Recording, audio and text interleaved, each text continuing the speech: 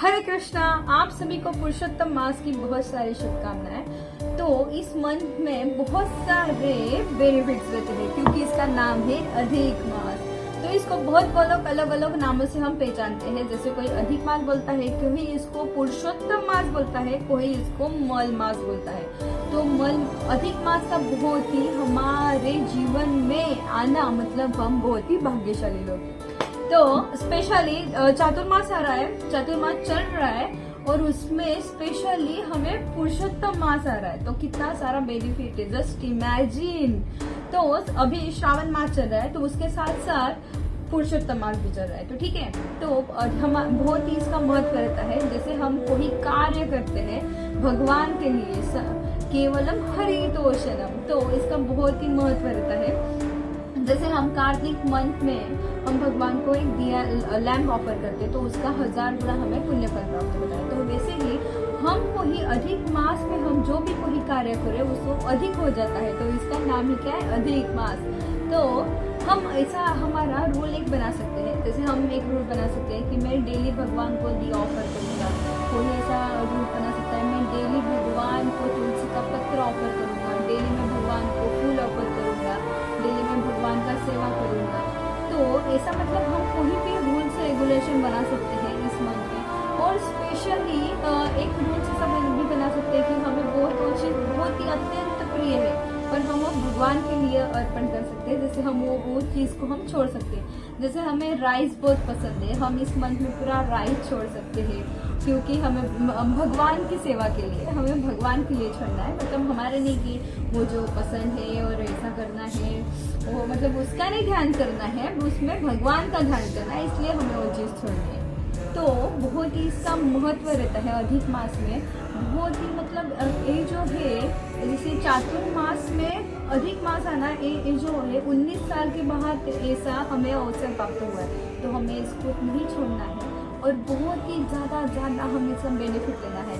जैसे कोई एक भी कर सकता है। मैंने एक माता जी को देखा था, वो डेली मतलब अधिक मास में गौ मैया का सेवा करती है, उसको चारा वगैरह डेली खिलाती है, उसको हल्दी कुमकुम लगाती है, उसकी परिक्रमा करती है। गौ मैया का हम आप सेवा कर सकते हैं अधिक मास में, तो हम ऐसा कर सकते हैं। और बहुत ही हम स्पेशली भगवान का स्तुति कर सकते हैं। भगवान को स्तुति करना बहुत ही पसंद है।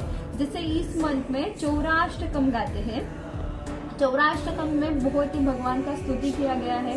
परम पुरुषोत्तम भगवान कैसे करुणामयी है, हमारे पति जीव का उद्धार करने के लिए वो आते हैं और स्पेशली वो मास में भी आते हैं, एक मंथ में भी आते हैं हमारा जीव का उद्धार करने के लिए।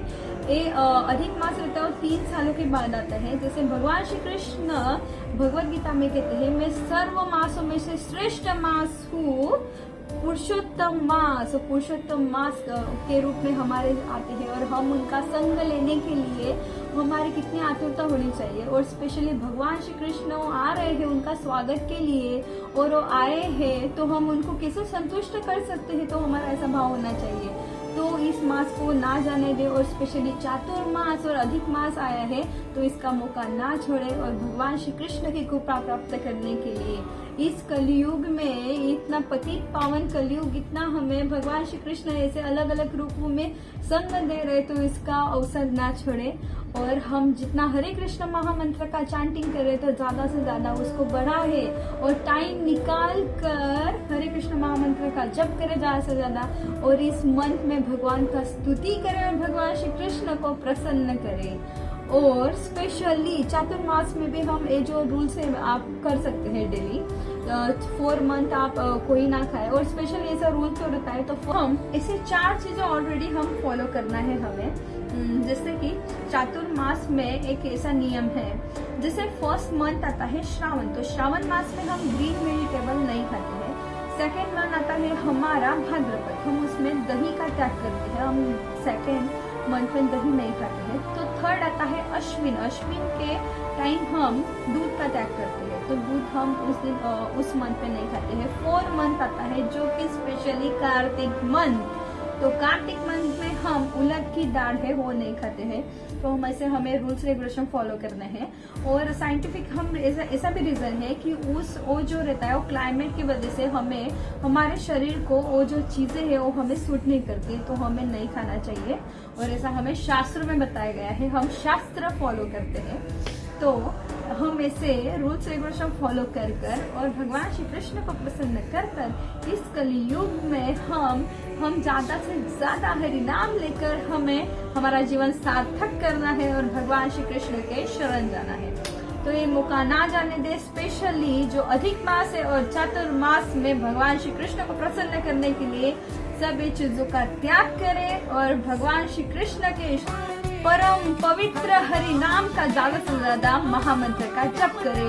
हरे कृष्णा कृष्णा कृष्णा हरे हरे, हरे राम राम राम हरे हरे। हरि बोल।